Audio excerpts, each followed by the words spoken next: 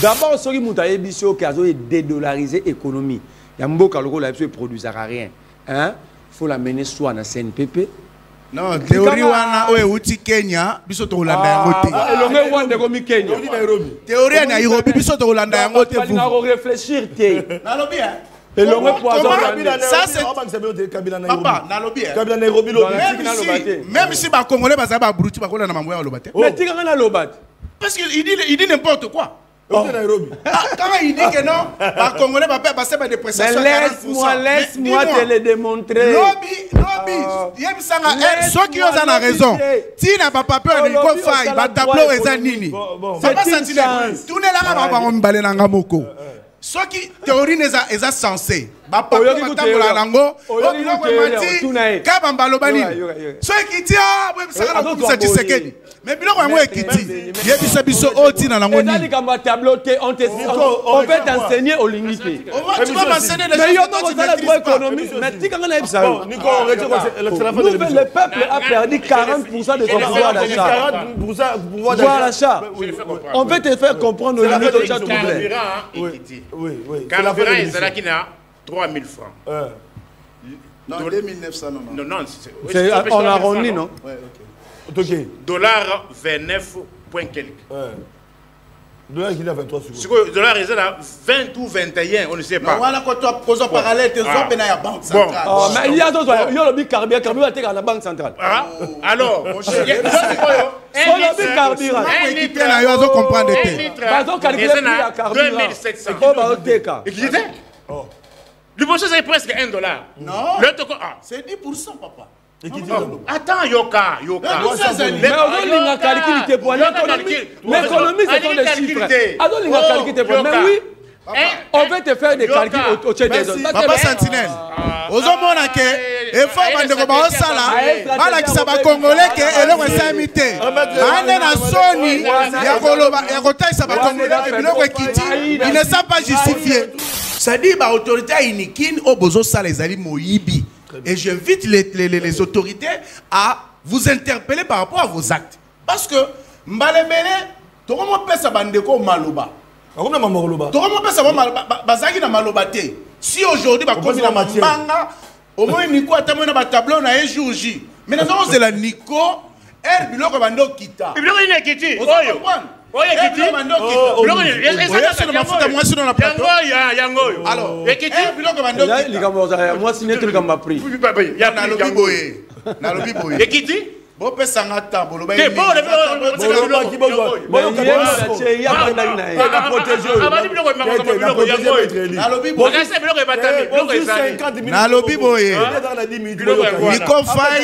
Nico Faye na ba plateau belé na leki na zaki na canal presse babi bolu ke la biso ndeko ba tableau wa o bandeko ndeko ba tableau wana yeyo Nico Faye watamba na lokuta parce que nga nazo somba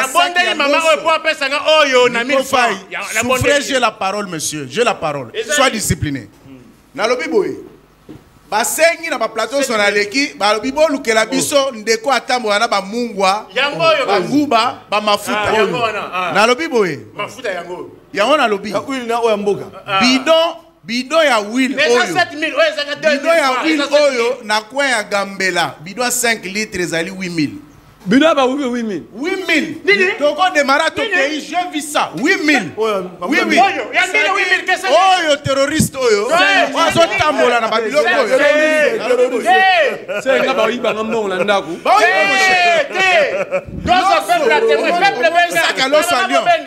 au moins sac à l'os à Lyon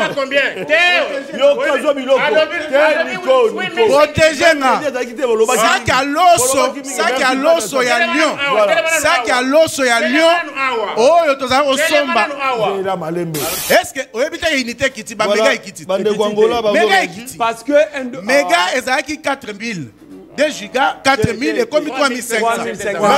Voilà. Donc c'est pour vous dire que ceux qui vont quitter ici, voilà, pour terminer, il faut qu'on dise ma banque, elle se fait doter. Mais c'est chaque jour que la banque fixe les prix.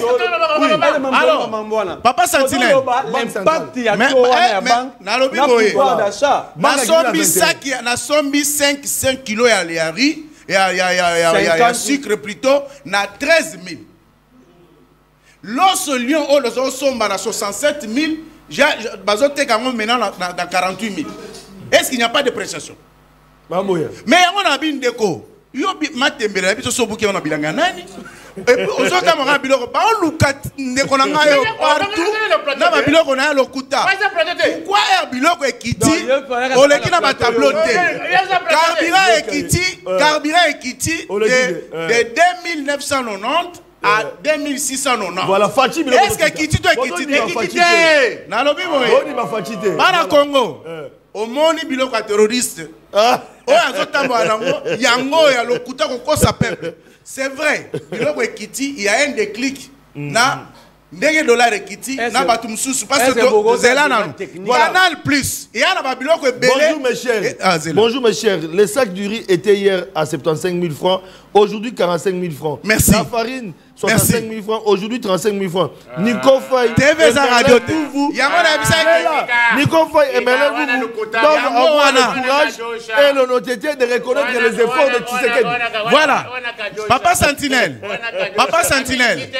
Voilà. Nous continuons protéger. Nous continuons là pour le secteur nous récalcitrant. On va respecter mon côté. Voilà.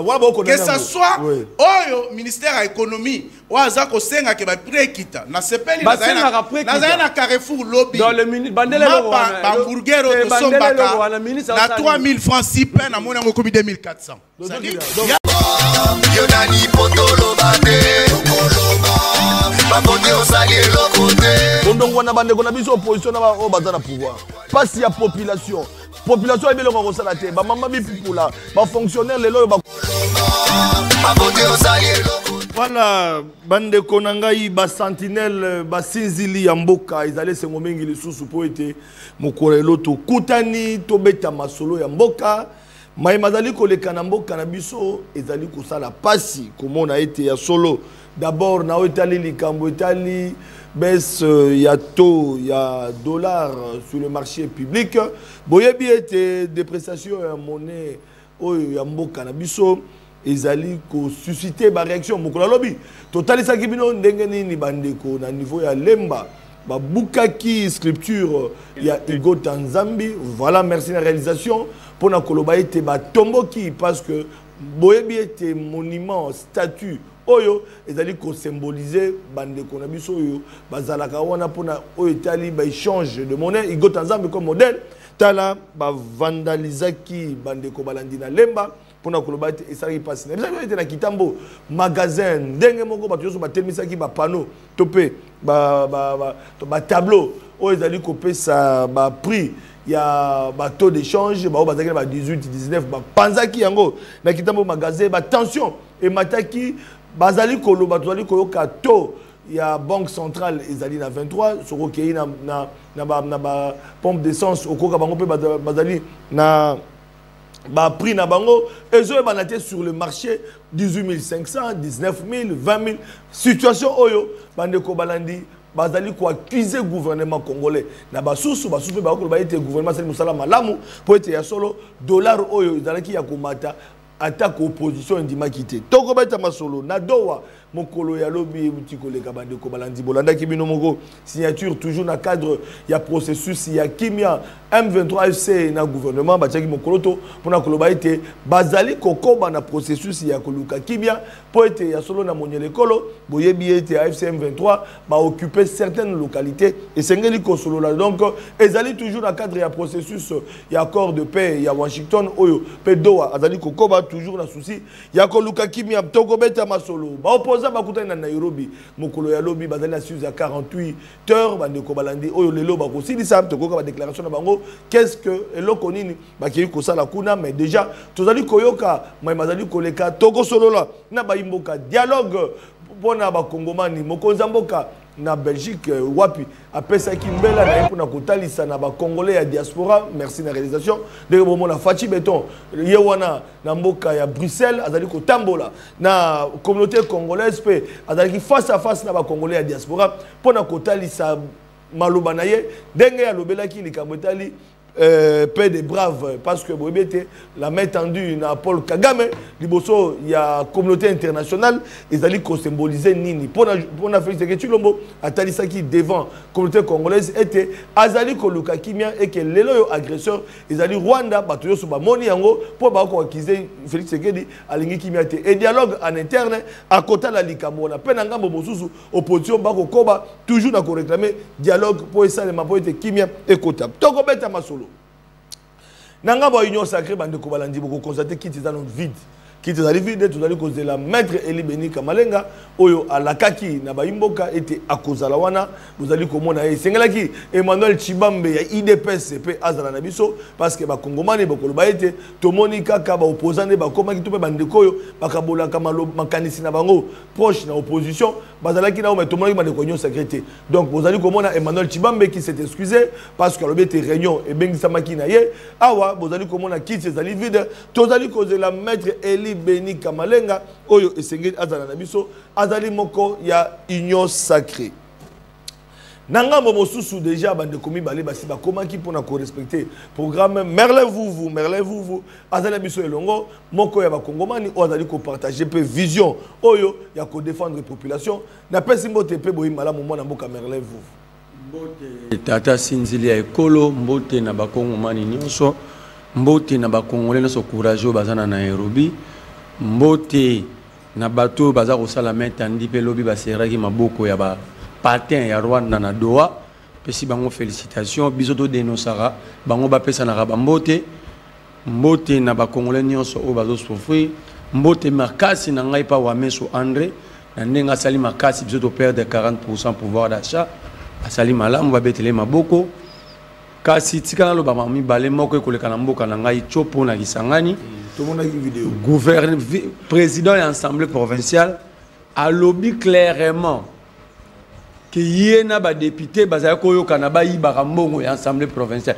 Donc, sans gêne, sans peur, il est dit. Il parle à qui si ba preuve abi na moto asali pétition pour ko isanga. Yé na epé ba preuve ya ngoto ibane mbongo ya province. Mais ça fait 4 jours. Où est le président à cour d'appel à Kisangani? C'est ce qu'on appelle la clameur publique. Et ça, la carte à réseau de Tamboula. Ce qui est là, tata sentinelle, tout ça, nayango. Bongo, ba service à renseignement. Ba service aux avant la carte de justice, ba nangote. Le procureur firme fond d'amonyangote. Pourquoi ces gens sont jusqu'aujourd'hui dehors? Yami balé, na yakapa na on a belé la rali kama metel. Ça tawa. Likamba metel ça na beleli. Bomonaki mamnazaro loba incendie salamadi na météo. Place moto wane souki. C'est presque à 25 mètres de matériel ya météo. Et ba matériel wana to sombate c'est la Banque mondiale d'appelle ça biso. Mais Banque mondiale appelle ça bino don ya matériel. Ça fait 9 mois incapable d'installer le matériel. Matériel ba pesi bino. Beaucoup de la makasa ko sombate ba sombi ba pesi bino. Bo installer, bozo ko installer te. Et ce qui est zikaki, toi la saison de pluie. Barozelara ke ba bote, ba sinistré ba dans le stade de Marty, baloba ke misolo ba sinistré et bungi, baloba ke misolo fo bima, to bazo zelanini. Moto ko diriger Metelsat, il a 85 ans. Bino bayambaka bino pas le ministre Eliaou. Na tout ça là. Ndeko na bino Paul Tosuwa tombola ki mongongo liboso Eliaou do sutuka. Tala ba ba diriger biso do sutuka. Il y a solo ça na 85 ans. Donc il y a pas de fichier. Tant Eliaou tinda ba tu na retraite tinda ba bango na ndengeni na tala ba âge na bango wapi. Et papa on a présenté ka ba agent moko to ngayibi misolo. Abeza misolo ba salaire ba agent oyo na kanyango po ba agent ba kufa. Je vous informe que ces morts vivants ont été reçus par le directeur de cabinet du ministre Eliaou. Quid des sanctions? 0.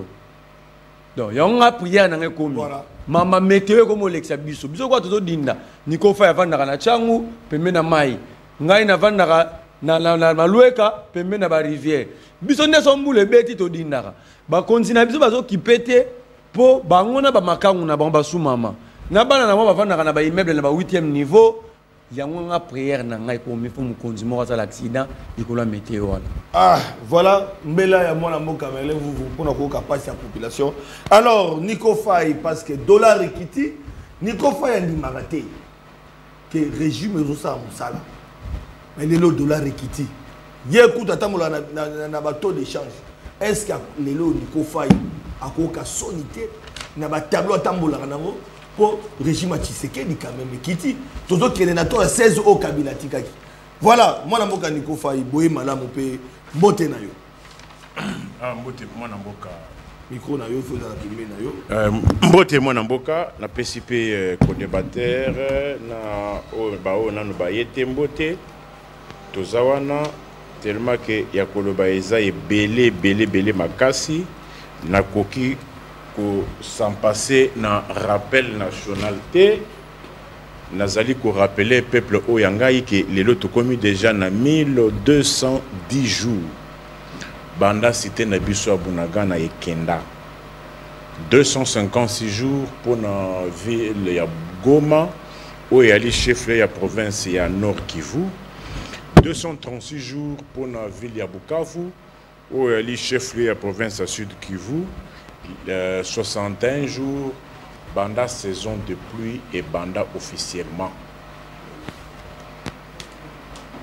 Même 652 jours, banda régime et tchabichon dans conditions hautes et couper sa communauté, 482 jours, banda Judith.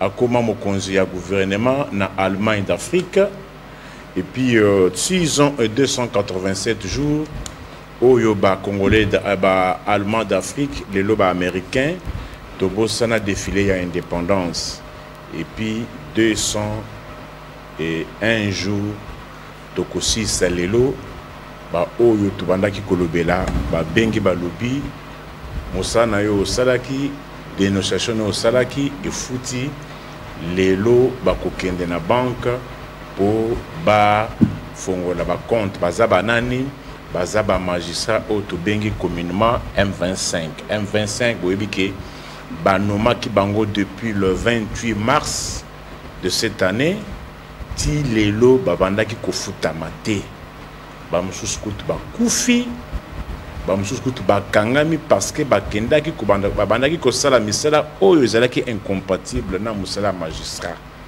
mais ebele bakufi. Je me pose la question, est-ce que ce qui l'état zalaka a kozala ko réparer ba préjudice non subi? Alors au limbisanga ce qui n'a le bien côté, je manquerai à mes obligations. Ezali na ba oyo batekaka biloko na entrée ya cimetière ya Kinkole balobi babenginga balobi procureur baza sous menace yake baya kubukela bango ba stand na bango bisika batekaka soki basali bongo bakokende wapi koluka kocha propriété za mabete mais même dans les états aussi tout le monde a battu kaka ba kiosque tekaka plusieurs places net cimetière ya Kinkole wana ceux qui babuki batu nyonso bakitaka Kinkole wana mai bakomela wapi parce que d'abord ba moi oya kisasa oyo place wana e servaka bato na ba o bazoteka eza misala na bango ba o pe bazali koya kokunda batu eza pe ko faciliter bango bisika ya kovanda na bisika pe ya ko se réfléchir boyebike makambo cimetière ezokata. Moi je pense bourgmestre Sansele, il faut voir les pour et les contre. Dans un état on ne tue pas les activités économiques pour les tuer, même si batuba koki cause na irrégularité, mais lorsqu'il s'agit d'une activité économique il faut réfléchir mille et une fois parce que ceux qui batouana ba bobengani bango bake bazongi na bandako bazana ba famille bafo bafuta kelasi basoma ba uniforme bafuta ba transport et ceux qui bobomi je pense ils allaient et cause la kaka charge y a l'état. C'est pour cela on ne tue pas les activités économiques pour les tuer.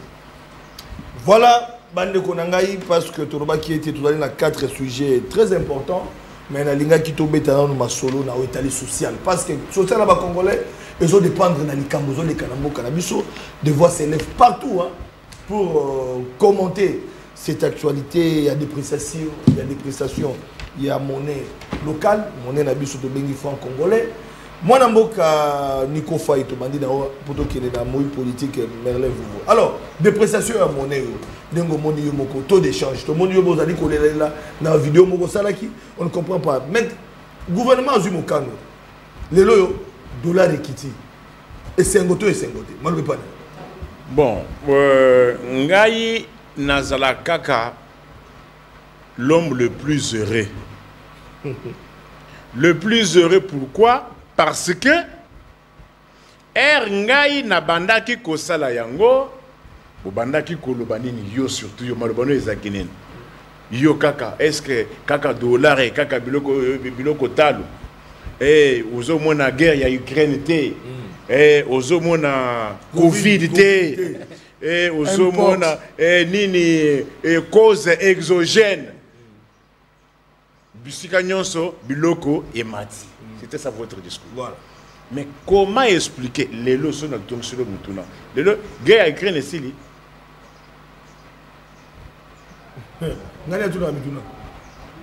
Les guerre Ukraine ici. Mais comment expliquer guerre Ukraine ça? Mais quand même les lignes ont bougé. Je ne compte pas encore. Je dis les lignes ont bougé. C'est pour vous dire quoi? Qu'ils avaient consacré les premières 6 années na katia détournement na Moyibi. Il n'y avait pas de travail qui se faisait. Oh. Mais oui. On ne travaillait pas. On ne travaillait pas. Dites-moi, qu'est-ce qui a changé? Oh, et ça dit que les lignes bougent. Parce que la raison il y a lobby. Il y a des ressources. Ezakaka. Cause exogène. Ezakaka. Guerre Ukraine. Ezakaka. Covid. Ezakaka. Mais dites-moi les lots. Qu'est-ce que la guerre à Est, où on a justifié ma dépense. Ezakaka. Mais dites-moi maintenant, qu'est-ce qui a changé? C'est pour vous dire qu'ils ne travaillaient pas. Ils avaient consacré alors, tout vos métals qui jamais. Non, non, non, non, il y a beaucoup de préjudices que les gens ont subis. Oh. Bah, tu vas subir un préjudice. Dis-le bien que ligne est bougée, les préjudices continuent encore. Tu peux, est-ce que tu peux d'abord, quel est le taux?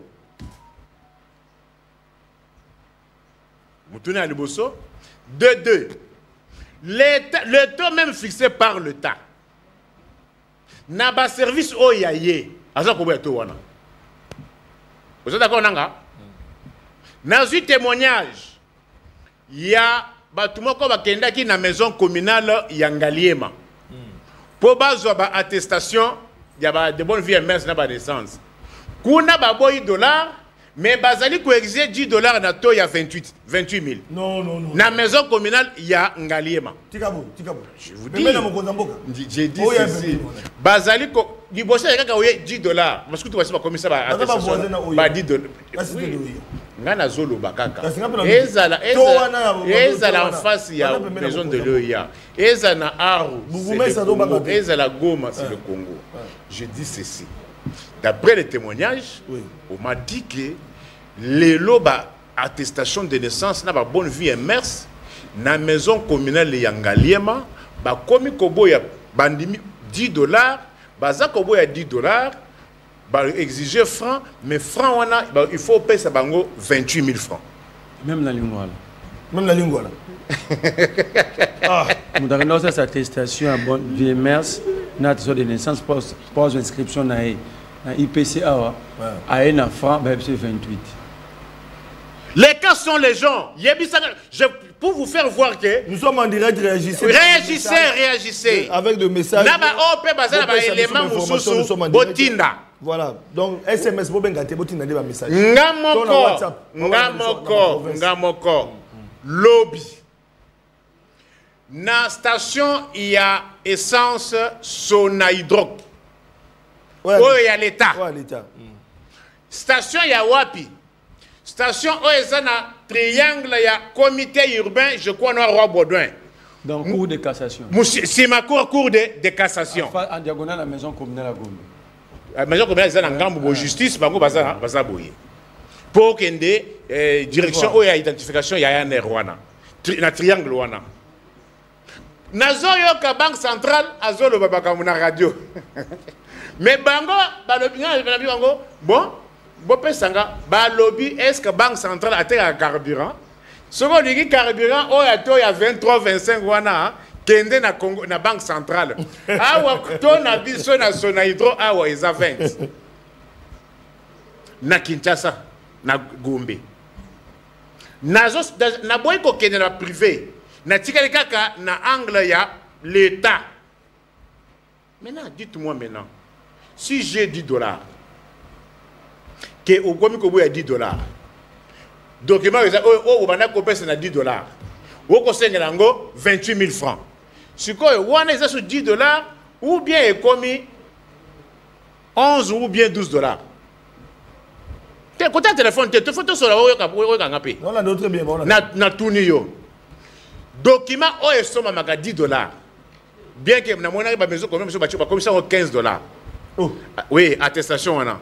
Bien que c'est pourrait que ba bourgmestre pe bazole là, ba lobby ville et botoli bango nyonso wana imprimer des valeurs nyonso wana et comme il y a na ville y compris même ba recette ba marché alors que ba bourgmestre ba tiaka pour se pamba en plus ba futa maka pété parce que ba bourgmestre ba futa maka té banda ba ya ba futa maka té alors na tuniyo place oyo document ezaki $10 ba peuple boyoka document ezaka $10 mais ce qui les là ba komi ko boya $10 pour les $, et comme pour ça, ceux qui vendaient, ceux qui 21, ceux qui 20, ceux qui 19, tout ça qui vendait, on a moni lelo, na bisika mi balé, on a moni affiché, na ba maison de change mi balé, ba affiché 22 000.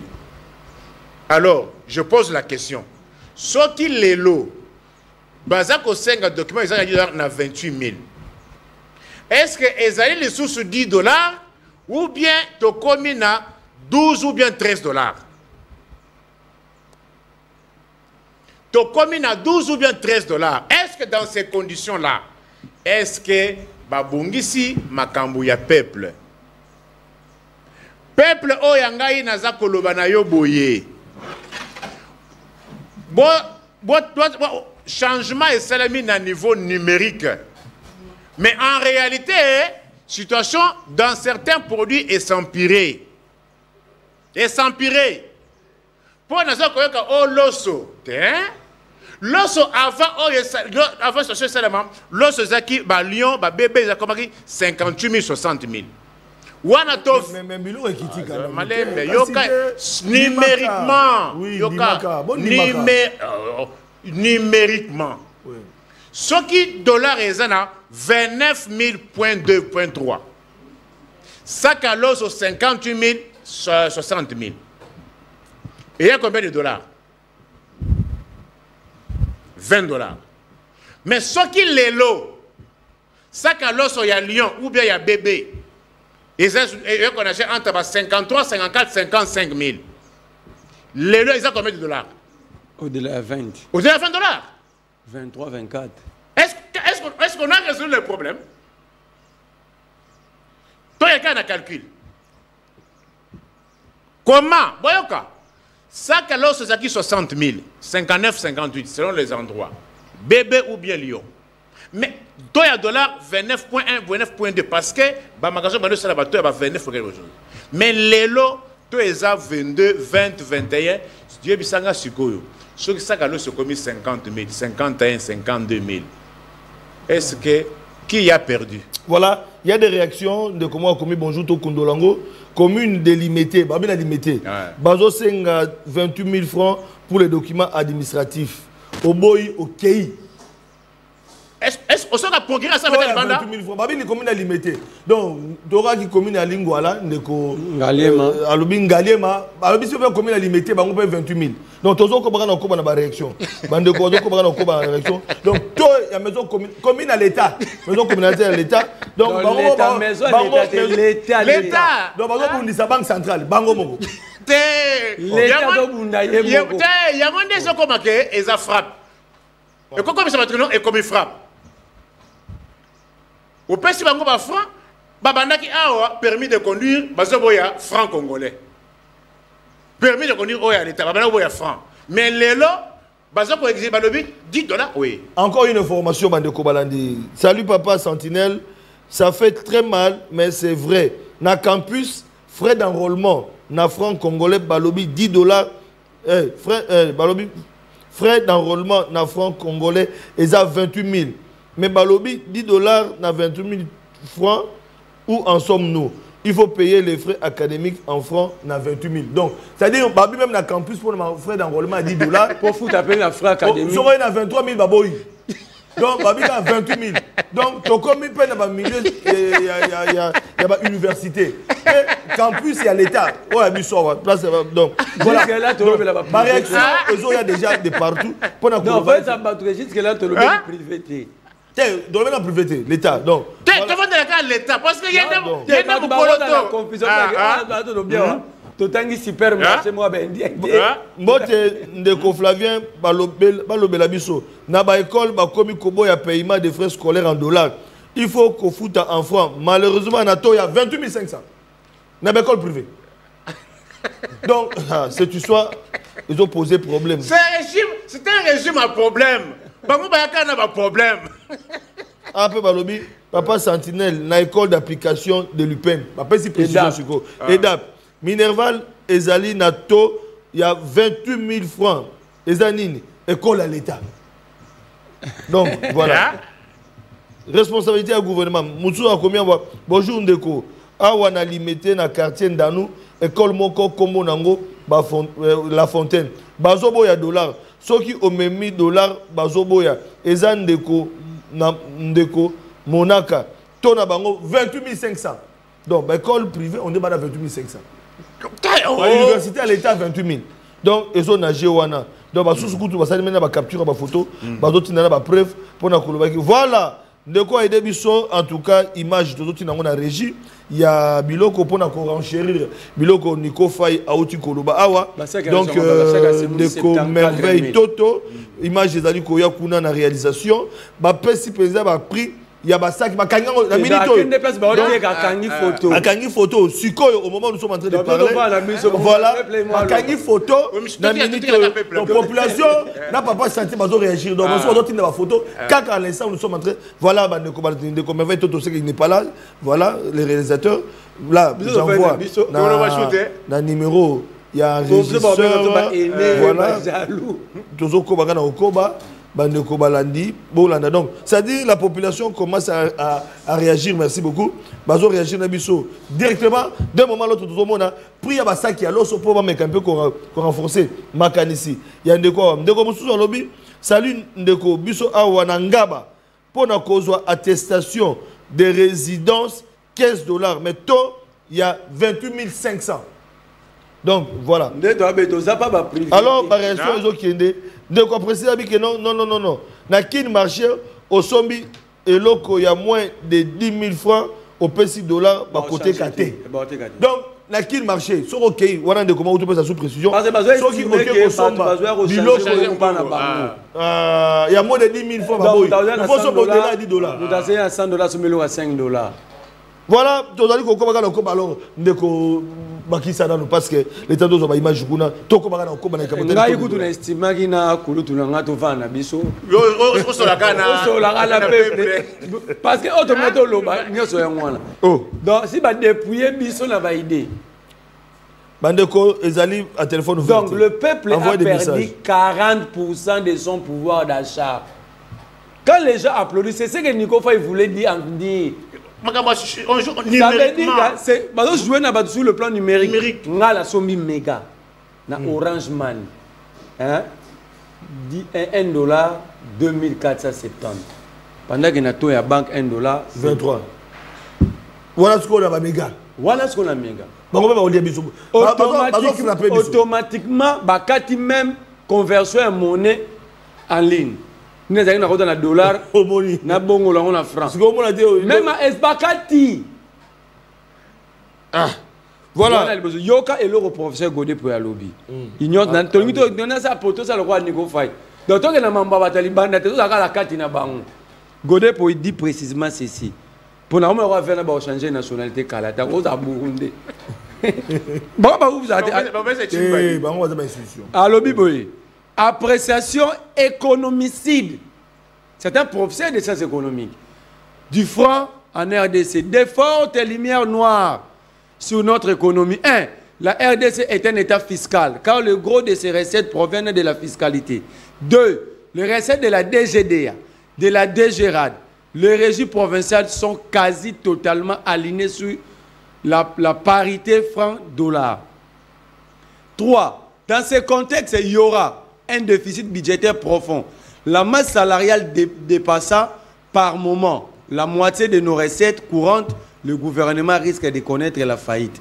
Le revenu des ménages sont avalés par cette baisse mécanique. C'est ce que Nico Faye disait.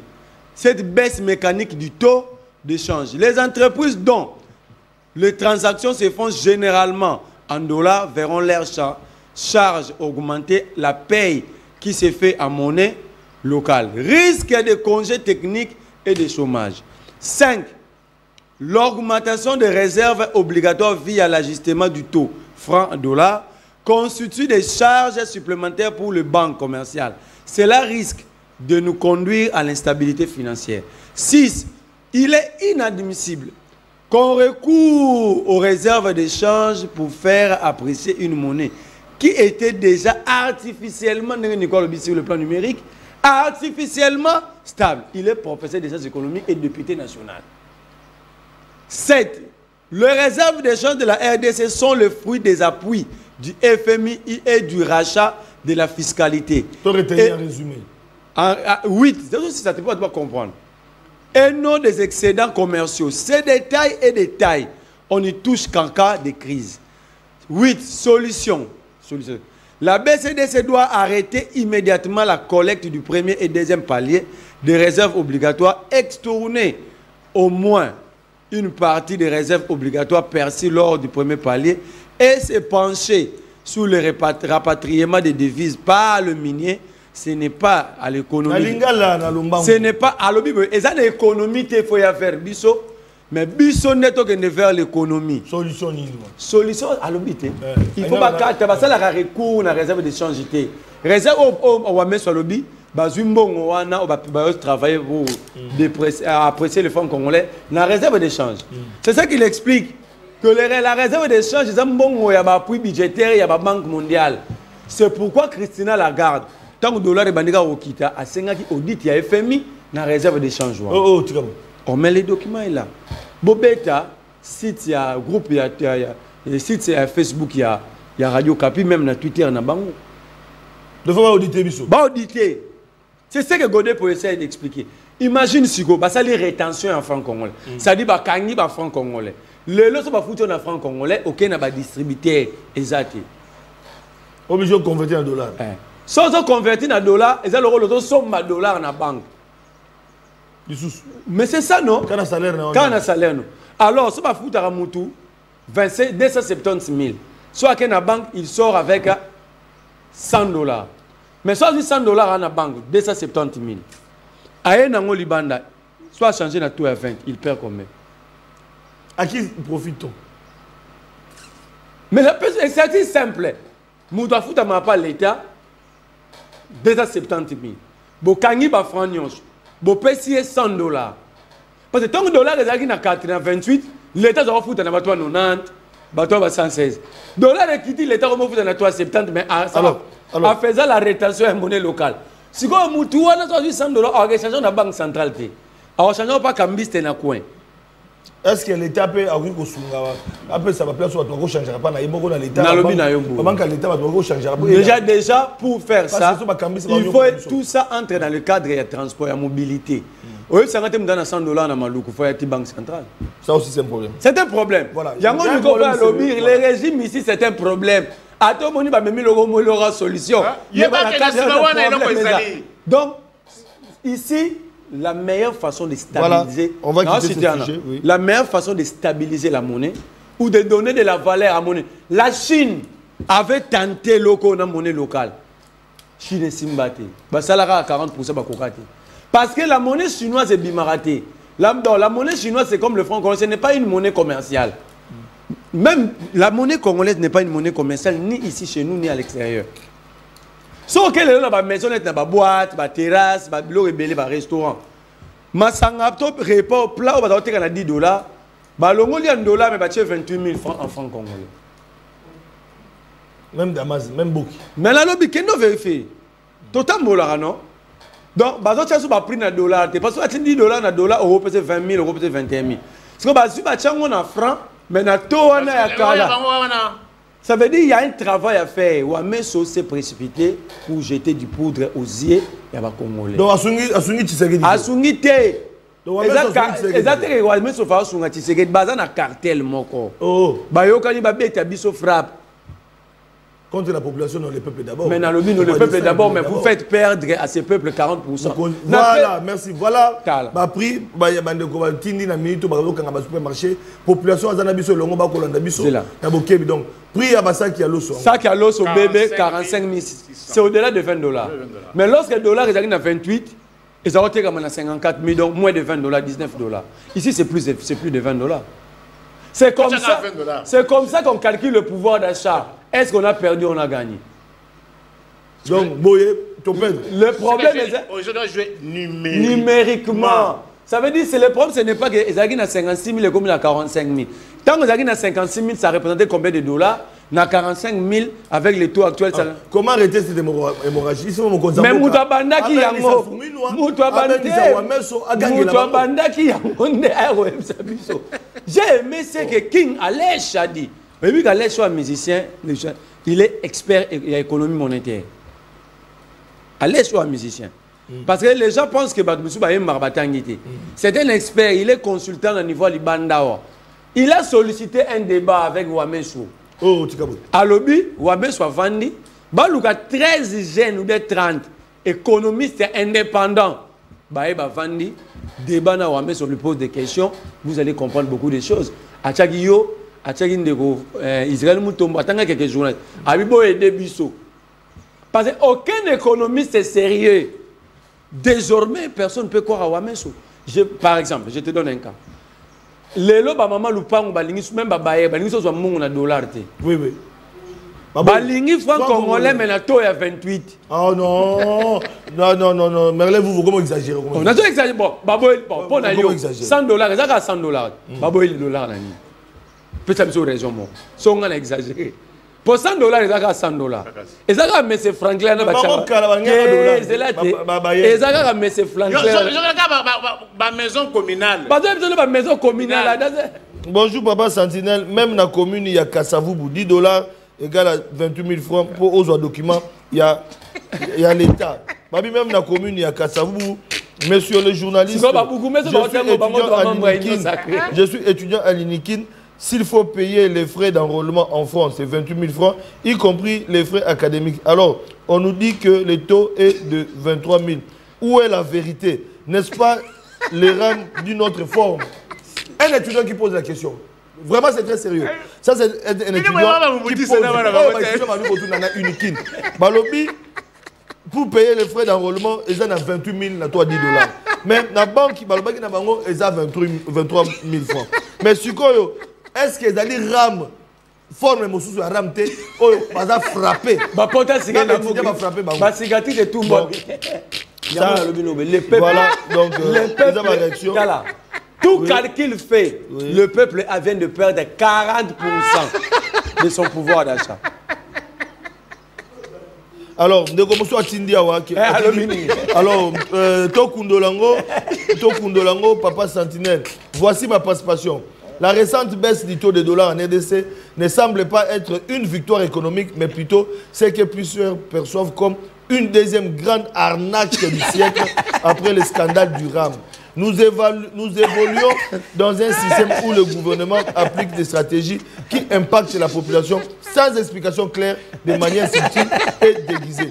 Il est temps que le peuple congolais sorte de la passivité et prenne conscience. Voilà. Donc les gens réagissent. Bonjour Papa Sentinelle.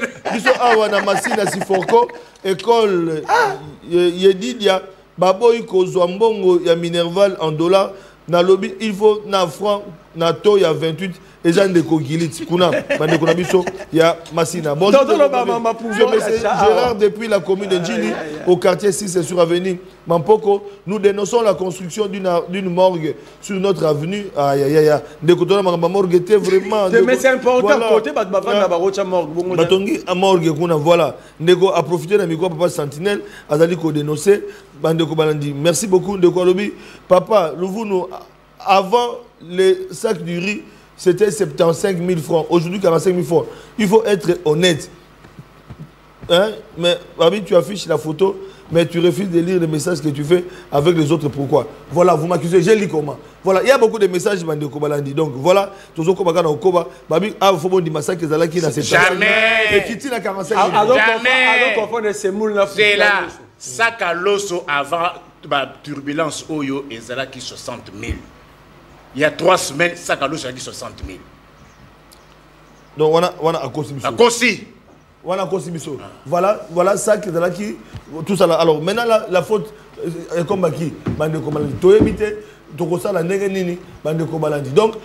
alors, nous disons que Maître Béni Eli à Outokoma, voilà, il y a des réactions qui tombent de partout. Pour résumer, Bandeko Balandi, Richard soit professionnel. Merci beaucoup. Tout à l'heure, merci beaucoup. Pour Richard, soit vraiment professionnel, s'il te plaît. Alors, Bandeko Balandi, donc, Maître Eli Béni a commis un retard à 50 minutes. Pratiquement dans la émission. On a abordé cette question. Il y a dépréciation, il y a monnaie locale, le franc congolais. En résumé, Maître Eli Béni, ils ont dit qu'on prouvait dans la maison communale, Batangi Ngaliema, en face il y a OIA, il y a Mokozamboka, Batangi commune, il y a Lingwala, Batangi Ngaba, étudiants, dans l'université, ils ont dit enseignants, ils ont fait un enrôlement, Bazako conditionné bango na $10 na 28 000 alors que la banque centrale les années na 23 000 bazali ko dénoncer ba étudiants inikin ba dénoncer. Donc il y a beaucoup de réactions qui tombent ba musuba kangi ba photo na ba supermarché des ba. Alors pour les uns et les autres, en résumé, l'État congolais n'accompagne pas parce que même dans les institutions publiques, le col à la université, le col à la maison communale, bango moko bazali exemplaire te ba ko sunga mokonza mokate ba ko sunga ba décision gouvernementale malwe pas na. Ouais, merci beaucoup. D'abord, je tiens à s'excuser pour le retard. Nazaki na plateau Moussoussou. Il fallait se dégager kuna ndé na yebo donc bolimbi c'est vraiment mais culpa na pesi mbote na ko débatteur na ngai. Merci na papa Sentinelle, na pesi ba technicien sur mbote puis promoteur à chaîne place Azome na pesi mbote. En direct. Alors voilà. Donc voilà. Donc c'est pour vous dire que nga anti-valeur na robin en valeur. Tu comprends? Parce que les taux officiels les ont fixés dans la Banque centrale. Les alliés Banque centrale, les alliés autorité monétaire et puis conseil économique et gouvernement, ils ont fixé un taux. Il y a dollars au Essengeli Kolanisamana Batunyos. Alors, tu constates que Bantivalère est l'île domicile Namboka. Il y a un bateau, il peuple, peuple. Parce que ceux qui tollent les lots, ils alliés 23 009 francs congolais. Yo kambiso na balabala oche 18 19. Yo mtoza na école to na université. Okomo boya dollar oyo bolingaka mingi. Olobi non faut pesanga na to ya 28 mais na franc. Mais na franc. Oboy dollar. Alors en ce moment-là, cela s'appelle anti-valeur. Et Seigneur maintenant l'autorité va se saisir dans le pour les sanctionner. Parce que on ne viendrait pas ici encourager Bilo Mabé pour dire que non. Parce que quand les gens comme nos frères de l'opposition, non, c'est le gouvernement. Mais le gouvernement non, mais moi justement,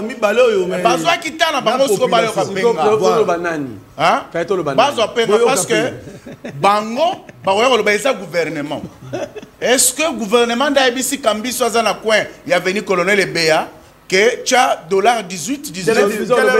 Est-ce que le gouvernement d'Aibisi Molakisito, autorité académique, université, bolobi, commune, bisika songolo pakalake, bochana tobo, non.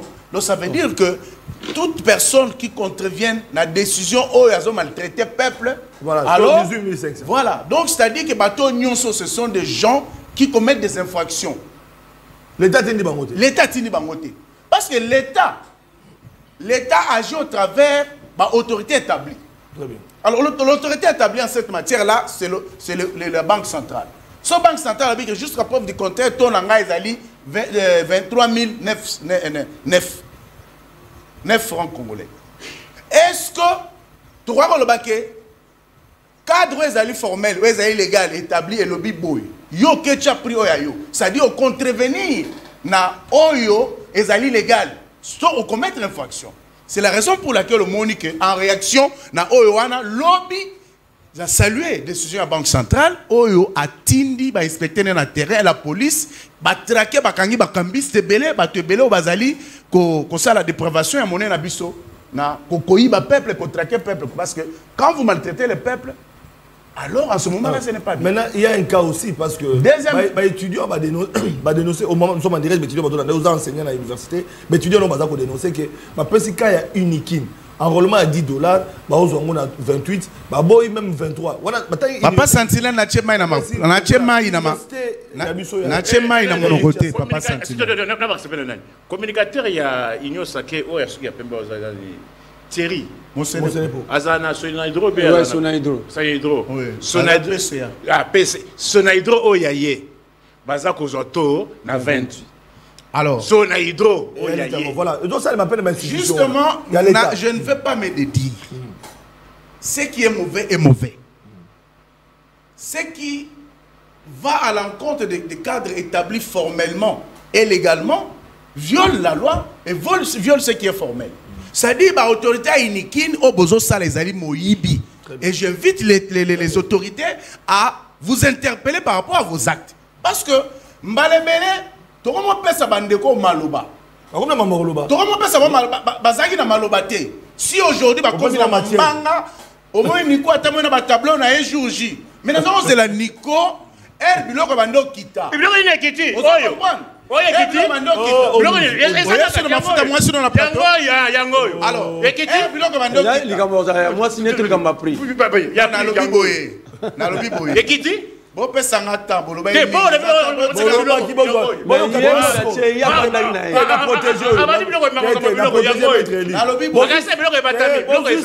na lobi boye.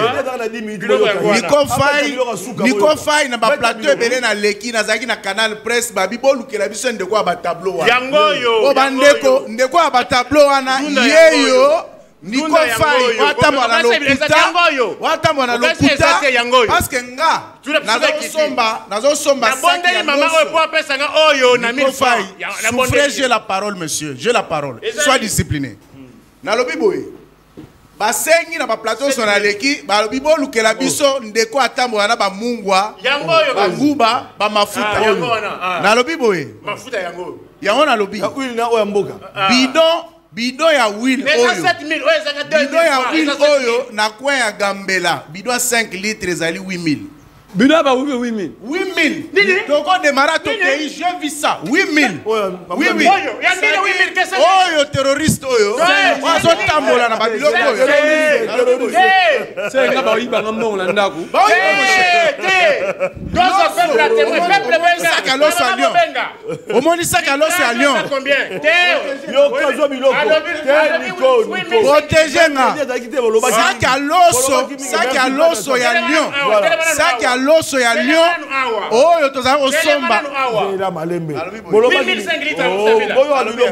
ngana teka mafuta te okosaki batu der la vérité etika na beta biloko voilà beta biloko 5 litres bidon oyo ya 5 litres na kwa gambela ezali 8000 francs OK tika konti ozo comprendre sac na lobi ngana tongo mutu eza na mutu kana libanda na sombi sachet sucre hein ya 5 kilos lelo oh, tu as sommes à 28 000, 29 000, nous sommes à 13 000.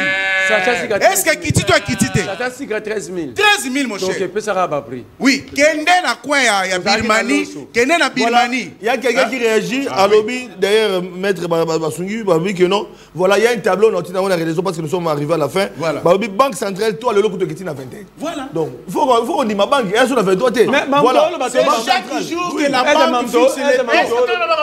Alors, Papa Santilène, l'impact ya la banque nalobi boye na sombi 5 kilos ya riz ya sucre plutôt na 13 000 L'os lion, oh, les os sont à 67 000. Bazote quand maintenant dans 48 000. Est-ce qu'il n'y a pas de prestations? Mais on a bien déco. Yo matembela biso sobuki on a bilanga nani? Et puis aux autres camarades biloko ba on luka ndeko na ngayo partout. Na ba biloko na lokuta. Pourquoi er biloko ekiti? Oleki na ba tableau te. Carburant ekiti de 2990 à 2690. Voilà, Fachi. Est-ce que Kiti doit quitter? Nalobi moye. Bana Congo. Au monde biloko terroriste. Yango ya lokuta ko sa peuple. C'est vrai. Biloko Kiti, il y a un déclic na ndenge dollar Kiti na batu mususu parce que zelana Canal Plus. Il y a na biloko belé. Bonjour mes chers. Bonjour mes chers. Le sac du riz était hier à 75 000 francs. Aujourd'hui 45 000 francs. Merci. La farine 65 000 francs. Aujourd'hui 35 000 francs. Nico Faye. TV za radio vous.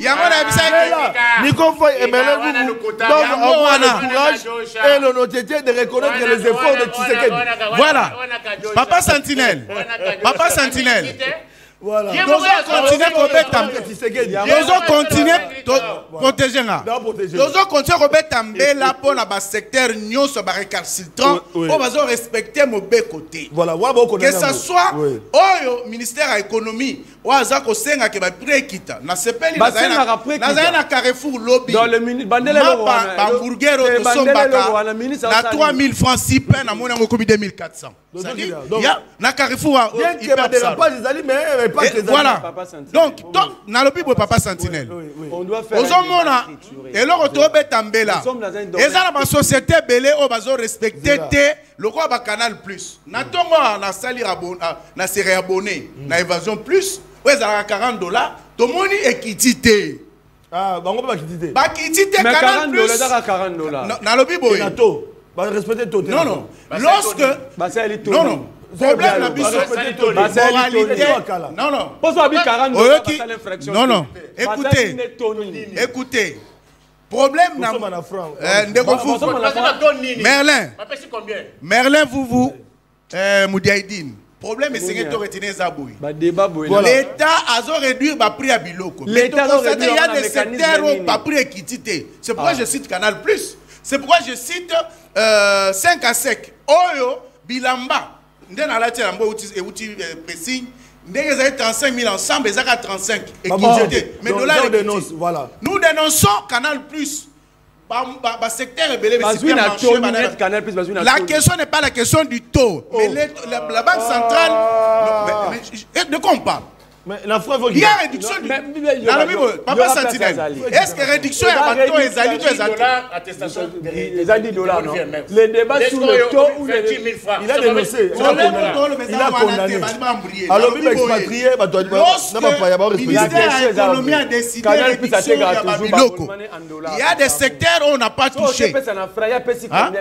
Est-ce que il y a une unité qui est méga équité? Parce que méga est 4 000. 2 gigas, 4 000 et comme 3 500. Voilà. Donc c'est pour vous dire que ceux qui vont quitter ici, voilà, pour terminer ce je donne à chacun 1 minute pour terminer. Merlin, vous.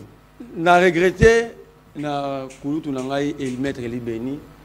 Il fallait que tu aies un été acheter des ordres inutilement. Nous sommes dans un domaine qui est technique. C'est quoi le domaine technique? L'économie. L'économie, c'est un secteur technique. Donc, toi, tu es économiste. Est-ce que vous... Moi, j'ai fait le droit économique et social. Donc, ça dit, j'ai des notions de l'économie. Peut-être que toi, tu n'as pas. C'est la fin de l'émission. Raison pour laquelle la mise en Rwanda, pour autant qu'il y a un faut que Sony ou échoué dans le domaine. Donc, c'est que ça le train, il faut que mais quand tu échoues dans ton propre domaine, j'ai fait un simple exercice ici. À qui? À moi? Quand ça? La salle en général. Les Congolais viennent de perdre 40% de leur pouvoir d'achat. D'abord, ceux qui ont dédollarisé l'économie, il y a beaucoup de gens qui produisent rien. Il faut la mener soit dans CNPP. Non, théorie wana oe uti Kenya biso to Holanda yango te. Elonge wande komi Kenya. Théorie na Nairobi biso to Holanda yango te. Vous réfléchir te. Nalobi hein. Et le poison. Ça c'est papa Nairobi. Même si les Congolais basé ba bruti ba kola na mambo ya lobate. Mais tika na lobat. Parce qu'il dit n'importe quoi. Quand il dit que non, les Congolais va passer par des prestations. Laisse-moi te le démontrer. Lobby, ceux qui ont raison. Si n'a pas peur de quoi faire, va tableau et zanini. Ça va sentir. Tout n'est là pas on balé nanga moko. Ceux qui théorie est censé. Ba papa tabla nango. Kabamba lobani. Ceux qui tient, ça va nous satisfaire. Mais biloko yango ekiti. Même pendant la plaidoirie na droit bazala bayokaka. Et les gens oyoka te. Ah, c'est quoi ça?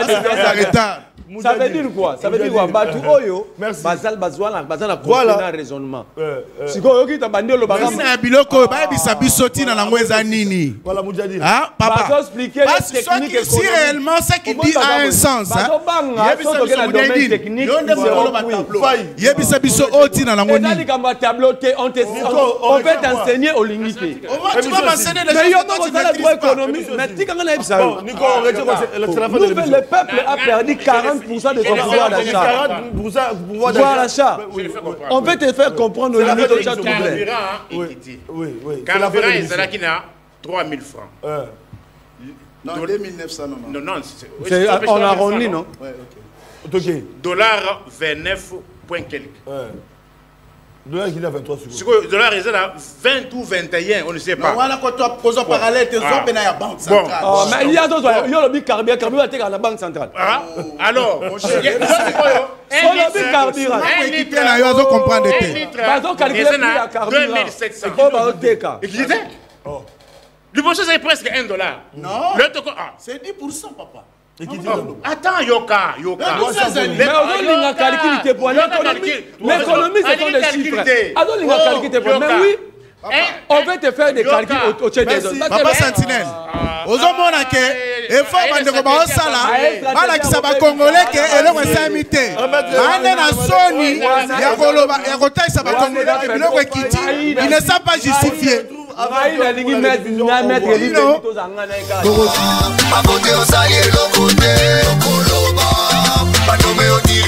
C'est trop, Congolais, 30 ans c'est trop,